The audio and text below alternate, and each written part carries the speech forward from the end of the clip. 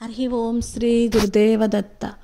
మనం గురుచరిత్రలో 43వ అధ్యాయంలో అనంత పద్మనాభ స్వామి వ్రతం చేసుకోమని సాయం దేవుడికి సాక్షాత్తు శ్రీ గురుడే చెప్తారనమాట.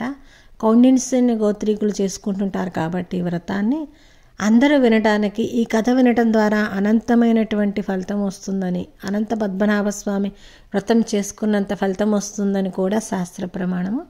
కాబట్టి రేపు జరగబోయేటువంటి అనంత పద్మనాభ స్వామి వ్రతము భాద్రపద శుద్ధ చతుర్దశి రోజు చేసుకుంటారనమాట అందరూ. కాబట్టి ఈ అతి పవిత్రమైనటువంటి వ్రతం యొక్క కథ మనం స్మరించుకోవటం ద్వారా కూడా అనంత పద్మనాభ స్వామి వ్రతం చేసుకున్నంత పుణ్యమే. కాబట్టి అందరూ శ్రద్ధతో ఈ కథ వింటారని మనం ఒకసారి స్మరించుకుందాము. ఈ పరమ పవిత్రమైనటువంటి కథని నైమిసారణ్యంలో సూత మహర్షి సౌనకాది మహామునులకి చెప్తూ ఉన్నారన్నమాట. పూర్వం పాండవులు అరణ్యవాసంలో అనేక కష్టాలు పడుతూ ఉన్నప్పుడు శ్రీకృష్ణ పరమాత్మ వారి యోగక్షేమాలు విచారించడానికి వారి దగ్గరికి వచ్చారు. శ్రీకృష్ణుని చూడగానే ధర్మరాజు చిరునవ్వుతో ఎదురేగి స్వాగత మర్యాదలతో సత్కరించి, హే కృష్ణ, మేం పడుతున్నటువంటి కష్టాలు నీకు తెలియనివి కావు.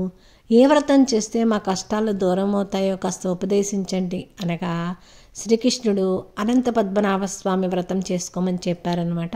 దానితో ధర్మరాజు, అనంత పద్మనాభుడు అంటే మరెవరో కాదు, నేనే కాలస్వరూపునై సర్వము వ్యాపించి ఉన్నాను. రాక్షస సంహారం కోసమే నేను శ్రీకృష్ణుడుగా అవతరించాను.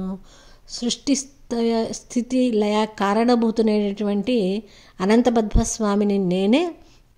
అటు స్వామివారు చెప్తూ 14 ఇంద్రులు, అష్టవసువులు, ఏకాదశ రుద్రులు, ద్వాదశాధిపతులు, సప్త ఋషులు, చతుర్దశ భువనాలు, ఈ చరాచర సృష్టి మొత్తము చైతన్యమయంగా ఉన్నాయి. కాబట్టి నువ్వు అనంత పద్మనాభ స్వామి వ్రతాన్ని ఆచరించు అంటూ తెలియజేశారు.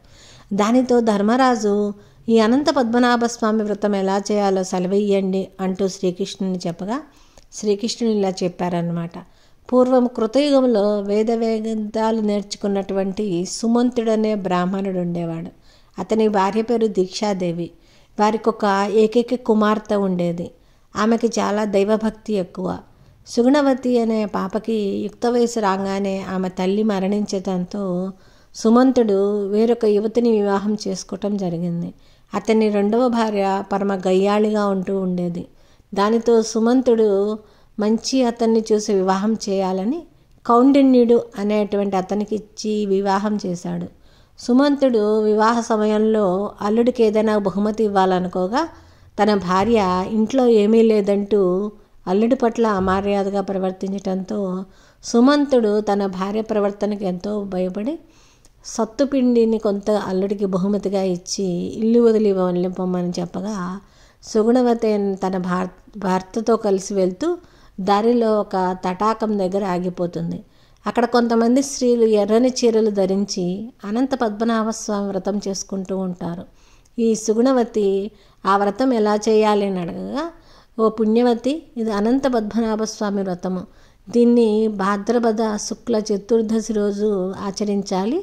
వ్రతం ఆచరించే స్త్రీలు ముందుగా నది స్నానం చేసి ఎర్రని చీర ధరించి వ్రతం చేసే ప్రదేశాన్ని శుభ్రంగా అలికి పంచవర్ణాలతో అష్టదళ పద్మాన్ని గీసి ఆ వేదిక మీదకు దక్షిణ భాగంలో కలశాన్ని ఉంచి వేదికకు ముందు భాగంలో యమునా నదిని, మధ్య భాగంలో దర్భతో చేసినటువంటి సప్రాకృతి ఉంచి దానిలో అనంత పద్మస్వామిని ప్రతిష్ఠ చేసి ఆహ్వానించి షోడశోపచారాలతో పూజ చేస్తే చాలు.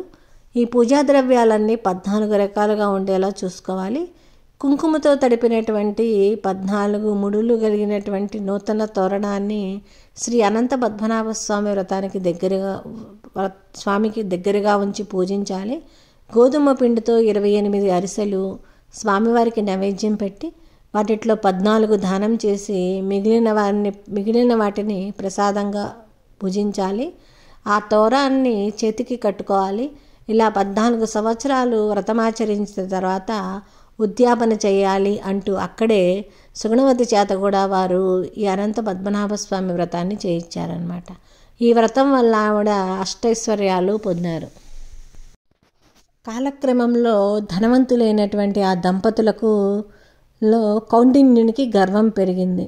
ఆ ఏడు సుగుణవతి వ్రతం చేసుకొని ఎర్రతోరణం కట్టుకొని భర్త దగ్గరికి రాగా కౌండిన్యుడు ఆ తోరణాన్ని చూసి కోపంతో, ఎవరిని ఆకర్షించాలని ఈ తోరణం కట్టుకున్నావు అంటూ ఆ తోరణాన్ని తుంపి నిప్పుల్లో పడేశారు. అంతే ఆ క్షణం నుంచి వారికి కష్టకాలం మొదలై దరిద్రులైపోయారు. కౌండిన్యుడిలో పశ్చాత్తాపం మొదలై అనంత పద్మనాభ స్వామిని చూడాలన్న కోరిక కలిగి ఆ స్వామిని అన్వేషిస్తూ బయలుదేరాడు. మార్గమధ్యంలో పళ్లతో నిండి ఉన్నటువంటి మామిడి పండు చెట్టు ఉన్నా ఏ పక్షి దాని మీద వాలకపోవటం చూసి చాలా ఆశ్చర్యపోయాడు.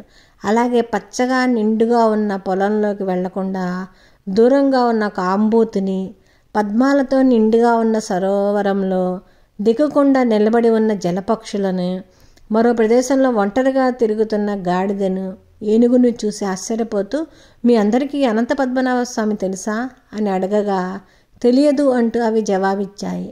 ఆ స్వామిని అలా అన్వేషిస్తూ తిరిగి ఒక చోట సొమ్మసిల్లి పడిపోయాడు. అప్పుడు అనంత పద్మనాభ స్వామికి అతనిపై జాలి కలిగి ఒక వృద్ధ బ్రాహ్మణ రూపంలో దర్శనమిచ్చి సేద తీర్చి తన నిజస్వరూపం చూపించారు.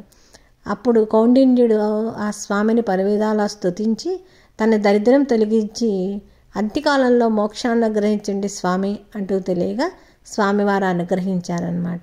అలా సంతోషించిన కౌండిన్యుడు తనకి మార్గమధ్యంలో జరిగిన వింతల గురించి స్వామివారితో అడిగారు.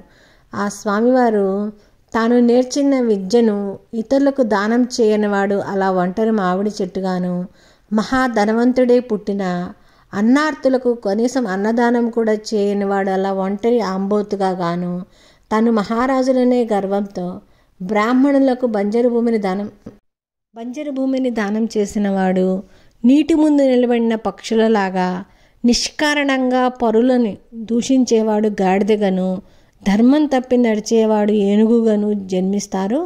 నీకు కనువిప్పు కలిగేలాగా వాటిని నీకు కనిపించేలా చేశాను. నువ్వు ఈ అనంత పద్మనాభ స్వామి వ్రతాన్ని తిరిగి 14 సంవత్సరాలు ఆచరిస్తే నీకు నక్షత్రలోకంలోనే స్థానమిస్తాను అంటూ స్వామివారు అనుగ్రహించి అంతర్ధానమయ్యారు శ్రీ మహావిష్ణువు. అనంతరము కౌండిన్యుడు తన ఆశ్రమానికి వచ్చి జరిగిందంతా తన భార్యకి తెలియజేసి అలా తిరిగి వాళ్ళకు 14 సంవత్సరాలు అనంత పద్మనాభ స్వామి వ్రతాన్ని చేసి ముక్తిని పొంది నక్షత్ర లోకంలో కౌండిన్య మహర్షిగా మిగిలిపోయారు అంటూ ఈ కథని సాక్షాత్తు శ్రీకృష్ణుడే ధర్మరాజుకి వివరించి స్వయంగా దగ్గరుండి అనంత పద్మనాభ స్వామి వ్రతం చేయించడంతో వారు తిరిగి రాజ్యాన్ని పొందడం జరిగిందనమాట.